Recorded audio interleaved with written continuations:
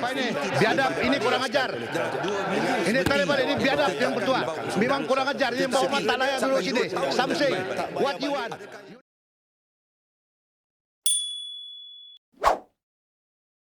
Perikatan Nasional PN menyokong tindakan Jabatan Agama Islam Selangor JAIS yang menjalankan siasatan berhubung gambar tular Menteri Komunikasi dan Digital Fahmi Fadzil berucap di sebuah masjid di Rawang pada Ahad. Setiausaha Agung Perikatan Nasional PN, Datuk Seri Hamzah Zainuddin berkata, sesiapa sahaja tanpa mengira parti politik yang melanggar undang-undang dan peraturan ditetapkan JAIS harus diambil tindakan. Saya yakin JAIS melakukan sesuatu yang adil dan rakyat akan memahami agensi ini, tegas kepada mana-mana parti yang melakukan kesalahan untuk diambil tindakan, katanya.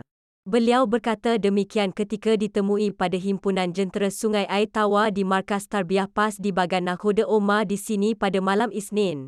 Hamzah berkata, JAIS sebagai sebuah organisasi Islam di negeri ini seharusnya dihormati dan umat Islam terutama pemimpin dinasihatkan mematuhi undang-undang, peraturan serta garis panduan yang sudah ditetapkan. Siapa sahaja yang salah dan melanggar perintah dan peraturan yang telah dibuat, maka tindakan harus diambil. Jangan biarkan satu pihak sahaja yang boleh lakukan kesalahan, manakala pihak lain tidak boleh, ujar beliau. Beliau memberitahu, sekiranya tindakan adil dilakukan sudah tentu rakyat dapat menilai dan percaya kepada sesebuah agensi tersebut. Menurut Hamzah, agensi kerajaan lain juga seharusnya mengikut contoh JAIS yang menjalankan siasatan secara adil tanpa berat sebelah.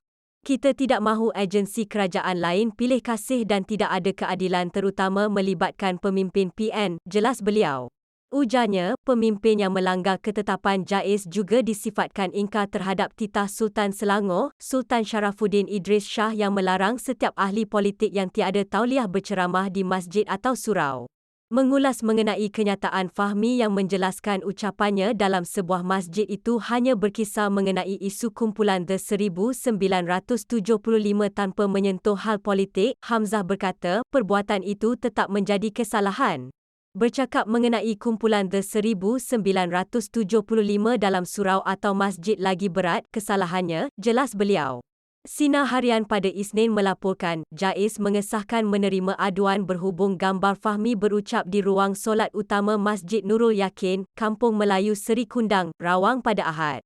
Pengarahnya, Datuk Muhammad Syazhihan Ahmad berkata, siasatan lanjut akan dilakukan mengikut Seksyen 12 Enakmen Jenayah Syariah, Selangor, 1995 kerana disyaki menghina pihak berkuasa agama.